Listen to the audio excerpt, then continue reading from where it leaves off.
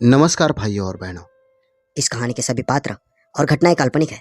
इसका किसी भी जीवित या मृत व्यक्ति से कोई भी संबंध नहीं है, और अगर इत्तेफाक से संबंध आता भी है तो वो एक संयोग समझे।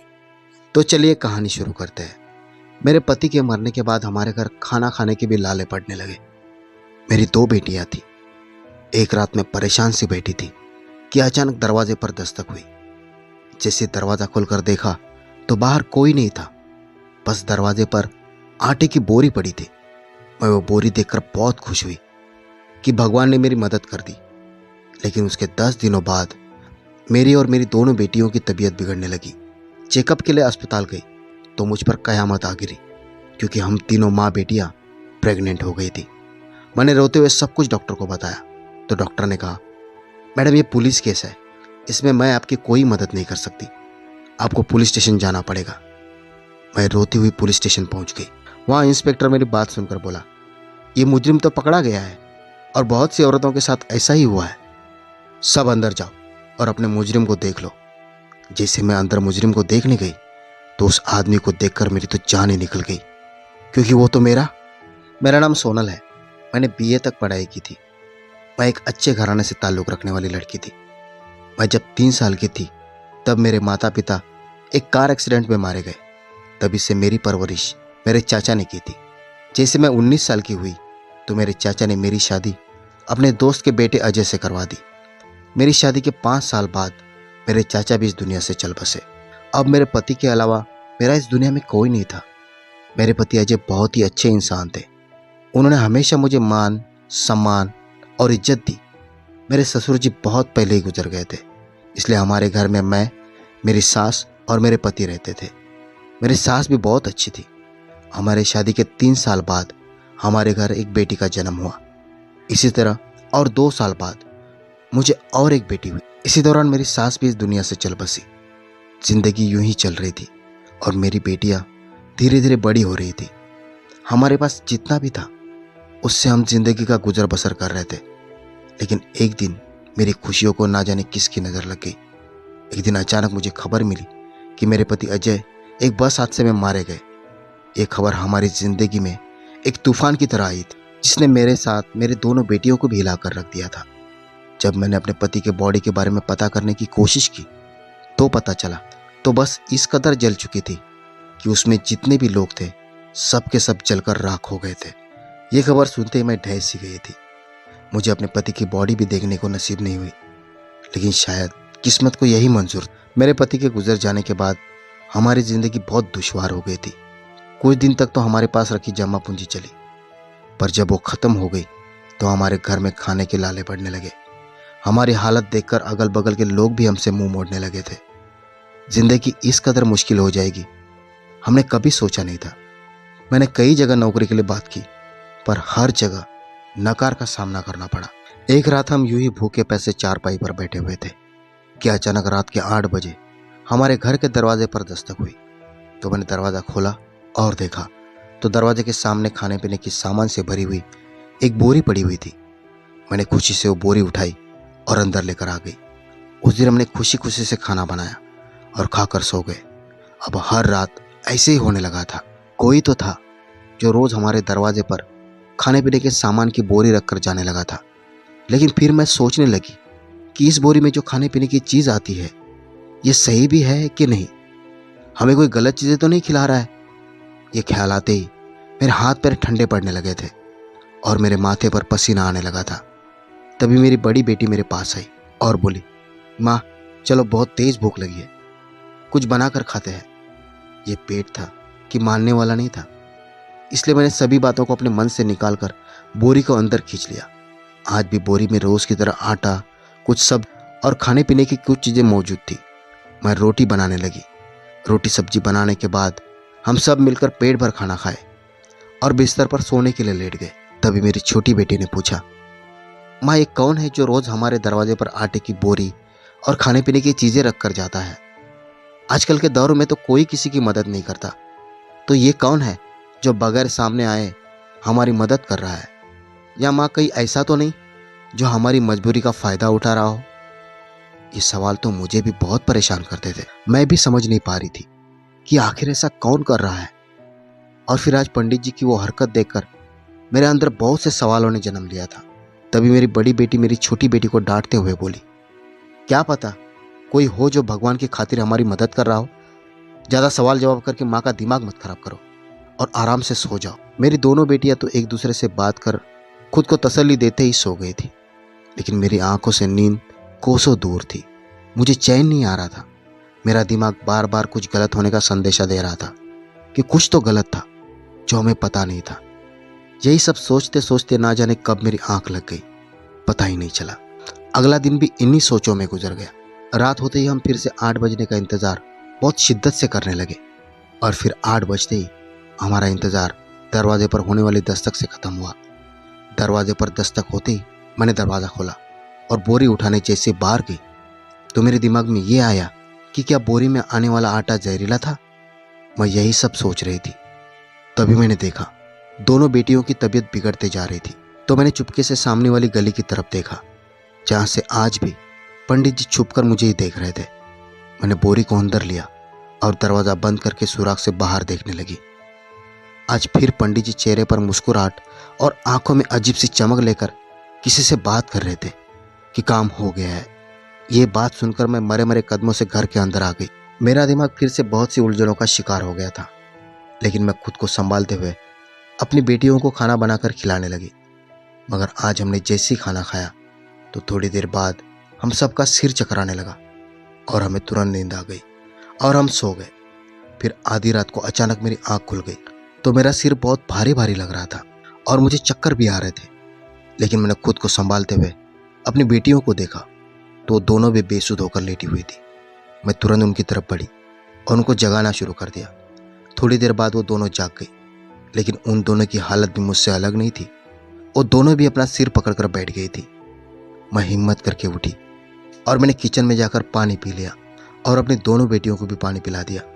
पानी पीने के बाद हमारी हालत कुछ बेहतर हुई, लेकिन फिर कुछ ही देर बाद अचानक हमारे पेट में दर्द होने लगा और फिर एक एक करके हम सबको उल्टियां होने लगी और चंद मिनटों में ही हमारी हालत बहुत ज़्यादा बिगड़ गई थी। मैं ये सोचकर परेशान हो रही थी कि आखिर ऐसा क्या हो गया जो हम तीनों की तबीयत ऐसे अचानक बहुत खराब हो गई थी। रात का समय होने की वजह से मैं चाह कर भी कुछ नहीं कर सकती थी, इसलिए भगवान का नाम लेते हुए मैं सुबह होने का इंतजार करने लगी। किसी तरह रात गुजर गई और जब सुबह हुई तो मैं जल्दी से अपने दोनों बेटियों को अपने साथ लेकर पास के सरकारी अस्पताल में चली गई। थोड़े से इंतजार के बाद हम सबका बारी बारी से चेकअप किया गया। चेकअप के बाद डॉक्टर ने जो खबर सुनाई, उस खबर ने तो हम तीनों माँ बेटियों को हिलाकर रख दिया था। हम तीनों एक दूसरे की तरफ फटी फटी आंखों से देखने लगी। ये खबर हम सब पर किसी कयामत से कम नहीं थी। ऐसी कयामत जिसने हम तीनों को एक दूसरे से नजर मिलाने के काबिल नहीं छोड़ा था। हम तीनों एक दूसरे से बहुत ज्यादा शर्मिंदा हो गई थी, मगर शर्मिंदगी से ज्यादा हमें इस बात की हैरानी थी कि भला ये कैसे मुमकिन हो सकता था। क्या ऐसा भी हो सकता है जो हम तीनों के साथ हुआ था? हम तीनों एक ही साथ एक ही वक्त पर प्रेग्नेंट हो चुकी थी। ये सब जानकर मेरे साथ मेरी बेटियों के चेहरे की भी रंगत उड़ी हुई थी। मैं घबराकर डॉक्टर को अपनी और अपने बेटियों की हकीकत बताने लगी कि हम तीनों घर में अकेली रहती है और हमारे साथ कोई भी मर्द नहीं रहता, यहाँ तक कि मेरा पति और मेरा बेटा भी नहीं है। जब हम सब मर्द जात से दूर रहते हैं तो ये कैसे मुमकिन है कि हम तीनों प्रेग्नेंट हो जाए? मेरी बात सुनकर डॉक्टर मुझे हैरत से घूरने लगी और फिर बोली, मैडम ये पुलिस केस है, अभी जाओ और पुलिस में रिपोर्ट लिखवाओ। इसके आगे हम तुम्हारी कोई मदद नहीं कर सकते। डॉक्टर की बात सुनकर मैंने अपनी दोनों बेटियों का हाथ पकड़ा और सीधे पुलिस स्टेशन के लिए निकल गई। लेकिन मुझे इस बात से हैरानी हो रही थी कि डॉक्टर ने हमारी बात को ढंग से सुना भी नहीं था, उल्टा मेरे साथ ऐसी सख्ती से पेश आ रही थी जैसे हम ही मुजरिम हैं। खैर, मैंने अपने आप को मजबूती से संभाला और अस्पताल से कुछ ही दूरी पर मौजूद पुलिस स्टेशन की तरफ बढ़ गई। जैसे मैं पुलिस स्टेशन के सामने गई, मेरे हाथ पांव कांपने लगे और मेरे दिल की धड़कनें तेज हो गई, क्योंकि ये हमारे प्रेगनेंसी की खबर थी और सिर्फ मैं अकेले ही नहीं बल्कि मेरे साथ में मेरी दोनों बेटियों की इज्जत का भी सवाल था। बहुत से सवाल मेरे दिमाग में घूमने लगे थे। फिर भी ना चाहते हुए भी मैं पुलिस स्टेशन के अंदर चली गई। मैंने चारों तरफ नज़र घुमाई। फिर एक पुलिस वाले ने मुझे पूछा कि क्या बात है। मैंने उनसे कहा कि मुझे रिपोर्ट लिखवानी है। उन्होंने मुझे एक जगह पर लाकर बिठा दिया जहाँ पर एक और पुलिस वाले बैठे थे। वो मुझे पूछने लगे, बताइए मैडम, क्या बात है, किस केस के सिलसिले में आप यहाँ पर आई है। ये कहते हुए उन्होंने हम तीनों की तरफ एक नज़र घुमाई। मैंने डरते डरते हमारे साथ हुई सारी घटना पुलिस को बता डाली। मैंने पुलिस इंस्पेक्टर से अपने घर के सामने रखी बोरी से लेकर तबीयत के खराब होने और फिर प्रेग्नेंट होने तक की तमाम बातें बता डाली। मेरी ये बात सुनकर पुलिस वाले मुस्कुराकर बोले, मैडम, आपको परेशान होने की कोई ज़रूरत नहीं है, आपका मुजरिम पकड़ा गया है। मैं हैरानी से उनकी तरफ देखने लगी तो उन्होंने कहा, मैडम, पिछले कुछ दिनों से लोगों के घरों में बाहर आटे की बोरियां रखी जाती थी और इन बोरियों को सिर्फ उन्हीं घरों में रखा जाता था जिनके घर औरतें होती है। और वो औरतें जैसे जैसे उन बोरियों में से खाना शुरू कर दी तो यूं ही उनकी हालत भी खराब होने लगी और चेकअप करवाने पर पता चला कि वो औरतें प्रेग्नेंट है। हमें कुछ दिनों से इस तरह की रिपोर्ट के बारे में पता चल रहा था और हम पिछले 3 दिनों से इस मुजरिम की तलाश में थे और आखिरकार हम उस मुजरिम को पकड़ने में कामयाब हो गए। हमने उसे लॉकअप नंबर 3 में बंद किया है। अब जाकर उससे मिल सकती है। अपने और अपने बेटियों के मुजरिम का अंजाम सुनकर मैं खुश तो बहुत हुई थी, लेकिन मेरे दिल में कहीं ना कहीं दुख और परेशानी भी थी कि हमारे मुजरिम का तो पता चल गया, लेकिन हमारे प्रेगनेंसी का क्या होगा। मैं इसी सोचों में गुम लॉकअप नंबर 3 के सामने जाकर खड़ी हो गई। मेरे पीछे मेरी बेटियां भी खड़ी थी। मैंने जैसी नज़र उठाकर सामने खड़े मुजरिम की तरफ देखा तो मुझे लगा कि मेरी सांस अटक गई है। मैं फटी फटी निगाहों से उस शख्स की तरफ देखने लगी। उस शख्स को देखते ही मुझे लगा कि पुलिस स्टेशन की छत किसी ने मेरे सिर पर गिरा दी हो और मेरी बेटियां भी फटी फटी आंखों से सामने खड़े शख्स की तरफ देख रही थी। हम तीनों एक दूसरे को देखने लगे। हम तीनों की आंखें फटी की फटी रह गई क्योंकि हमारा मुजरिम कोई और नहीं बल्कि मेरा पति था। मेरा पति हम सबको अपने सामने यूं खड़ा देखकर पहले तो हैरान हुआ और फिर वो शर्मिंदगी से अपनी नजरें चुराने लगा, जबकि मैं और मेरी बेटियां ये सोच सोच कर ही परेशान हो रही थी कि भला ये कैसे मुमकिन था कि जिस शख्स को हम सब मरा मान चुके थे आज वही हमारे सामने सही सलामत खड़ा है। मगर उसकी आंखों में ये शर्मिंदगी कैसी? क्या उसकी आंखों में उस जुल्म की शर्मिंदगी थी? ये सब सोचकर ही मेरे ऊपर कयामत गुजर रही थी कि मेरा पति ही मेरा और मेरी बेटियों का मुजरिम है। क्या एक बाप अपनी बेटियों के साथ इतना गलत कर सकता है? उसे देखकर मैं उसके पास गई और रोते हुए पूछा, तुमने हमारे साथ ऐसा क्यों किया? आज तक तुम कहाँ पर थे? तुम्हारे मरने की झूठी खबर किसने सुनाई? और फिर आज तुम मुजरिम की हैसियत से जेल में क्यों हो? मेरी बातें सुनते ही वो खामोशी से हमें चुप कराने लगा, पर मेरे अंदर बहुत से सवाल थे। मैं चुप रहने वालों में से नहीं थी। मैं उससे सवाल पर सवाल करती जा रही थी। मेरे इतने सवालों पर मेरा पति शर्मिंदा होकर सिर झुकाए मेरी बातों का जवाब देने लगा। मेरे सवालों का जवाब उसने सच दिया या झूठ, आइए सुनते हैं मेरे पति की अनसुनी कहानी, उसी की जुबानी। जब तक मैं लोगों की नज़रों में मरा नहीं था और तुम लोगों के साथ हंसी खुशी रहता था तो मैं अपनी छोटी सी जिंदगी में बहुत खुश था। हमारे पास बहुत पैसे तो नहीं थे, लेकिन हमारा गुजारा अच्छे से हो जाता था। मैं अपनी पत्नी और अपनी दोनों बेटियों से बहुत प्यार करता था, पर कुछ लोग ऐसे थे जिन्हें मेरी खुशी देखी नहीं जा रही थी। वो मुझसे बहुत नफरत करते थे और मुझे बर्बाद कर देना चाहते थे। वे कोई और नहीं बल्कि वो लोग मेरे दोस्त थे, पर मैं इन सब बातों से कभी भी वाकिफ नहीं था। दिल का साफ होने की वजह से मैंने कभी उन पर शक भी नहीं किया। मैं उनके सामने अपनी खुशी का इजहार कर देता था। एक दिन हम सभी दोस्त बैठकर गपशप कर रहे थे, तभी मेरा सबसे करीबी दोस्त, जिस पर मैं सबसे ज़्यादा विश्वास करता था, जिससे अपने मन की सारी बातें शेयर कर देता, वो मेरे पास आया और उसने मेरे हाथों में सिगरेट थमा दी। मैं कभी कभी सिगरेट पी लिया करता था, इसलिए खामोशी से मैंने उसके हाथ से सिगरेट ले ली। वही मेरी जिंदगी की सबसे बड़ी गलती साबित हुई। मैंने जैसे ही 2-4 बार सिगरेट पिया, खांसी और मेरी आंखों से आंसू बहने लगे।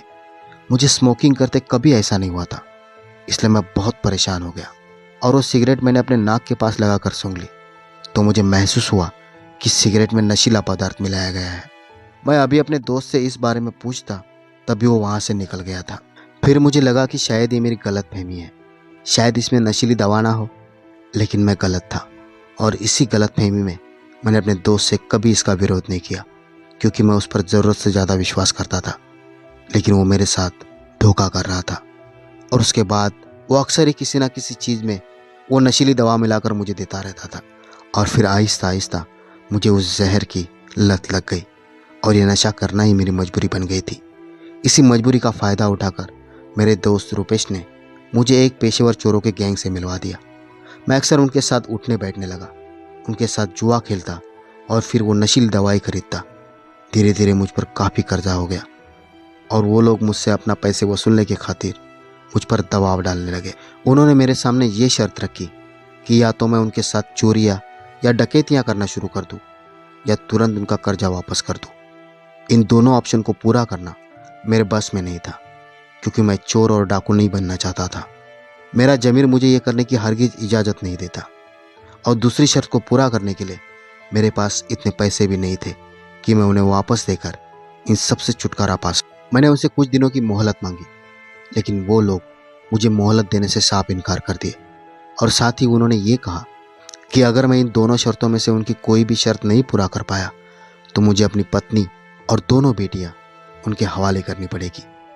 उनकी ये धमकी सुनकर मुझे ये लगा कि जैसे मेरा दिल किसी ने अपने पैरों के तले रखकर कुचल दिया हो। मुझे ऐसा लग रहा था कि अभी की अभी मेरी जान निकल जाएगी।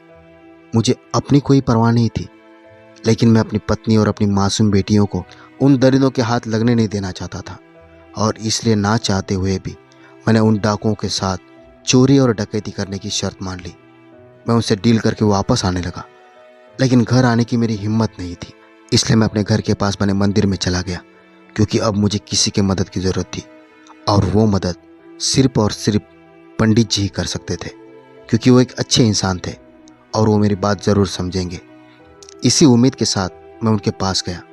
मंदिर में जाते ही सबसे पहले मैंने भगवान जी के सामने माथा टेका और अपने गुनाहों की माफ़ी मांगी। उसके बाद मैं पंडित जी से मिला और उन्हें अपने साथ हुआ सारा वाक़या सुना डाला। मैंने उनसे कहा कि आप मेरे घर से लेकर मेरे सारे मोहल्ले, मैं जहाँ पर नौकरी करता हूँ और यहाँ तक कि मेरे सारे दोस्तों में भी ये खबर फैला दीजिए कि मैं एक एक्सीडेंट में मारा गया, क्योंकि पंडित जी से मिलने के पहले मैंने सुना था कि आज सुबह ही इस शहर में एक बस हादसा हुआ जिसमें बहुत से लोग मारे गए हैं। इसलिए मैंने उन्हें समझाया कि मेरी मौत की खबर पर लोग आपकी बातों का विश्वास कर लेंगे और इस तरह मैं इस गुनाह से बच जाऊंगा। पंडित जी ने मेरी बातों को समझा और पूरे दिल से मेरा साथ दिया और मेरी मदद की। उनसे मिलने के बाद उसी रात में बनारस से दिल्ली की तरफ रवाना हो गया। वहाँ पर मेरे पिता के दोस्त प्रेम अंकल रहा करते थे। वो बहुत अच्छे इंसान थे। जब मैं उनके पास गया तो मैंने उनसे भी अपने साथ हुए सारे हादसे के बारे में सुनाया। उनका कोई बेटा नहीं था, वो शुरू से ही मुझे अपना बेटा मानते थे। इसलिए उन्होंने मेरी बातों को समझा और मुझे अपने पास रहने की इजाज़त दे दी।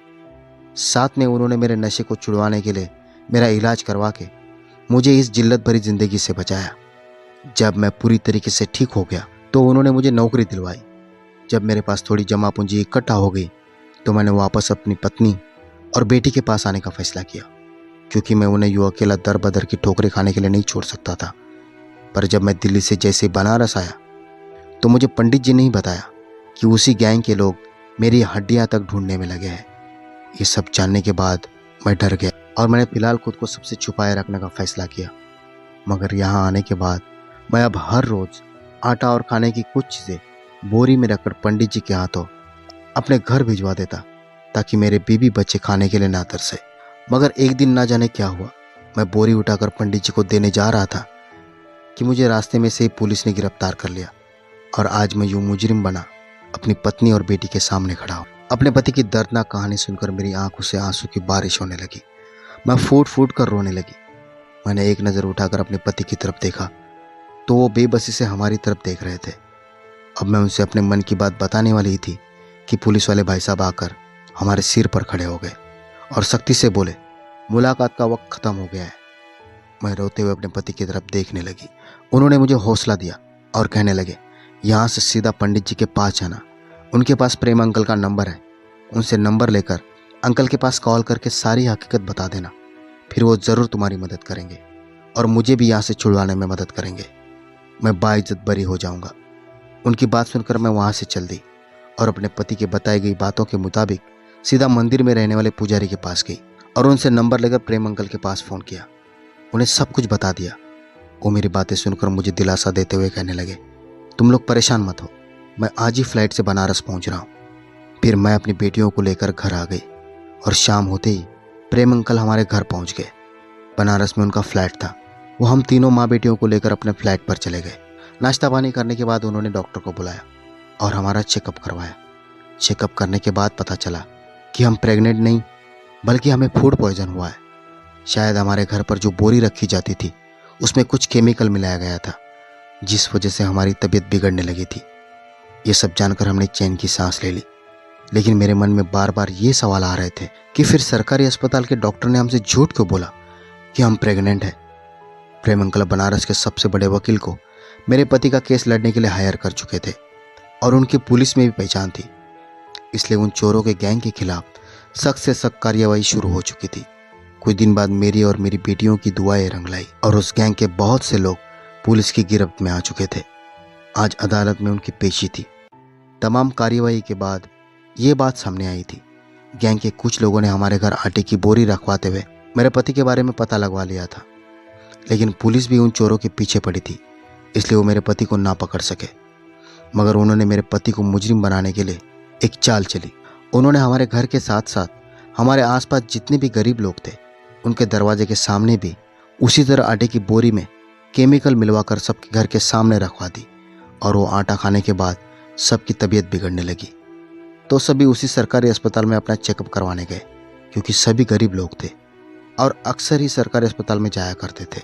इसलिए उस गैंग वालों ने उस अस्पताल के डॉक्टर को पैसे देकर खरीद लिया और उन्हें हिदायत दी कि जो भी औरत बोरी में रखा आटा खाने के बाद अपनी बीमारी की परेशानी लेकर आए तो तुम लोगों को उनसे ये कहना है कि तुम प्रेग्नेंट हो, वरना हमसे बुरा कोई नहीं होगा। डॉक्टर को भी इन लोगों ने धमकी दे रखी थी और इसलिए मेरी और मेरे बेटियों समेत और भी बहुत सी औरतों को ये खबर सुनाई गई कि वो प्रेग्नेंट है। तो भाइयों और बहनों, ये थी आज की कहानी। अगर आपको कहानी पसंद आई हो तो वीडियो को लाइक कीजिए, शेयर कीजिए और कमेंट भी कीजिए। और हाँ, सबसे ज़रूरी बात, अगर आपने अभी तक मेरे चैनल को सब्सक्राइब नहीं किया है तो प्लीज़ सब्सक्राइब करें। तो भाइयों और बहनों, मिलते हैं अगले वीडियो में एक और दिलचस्प कहानी के साथ।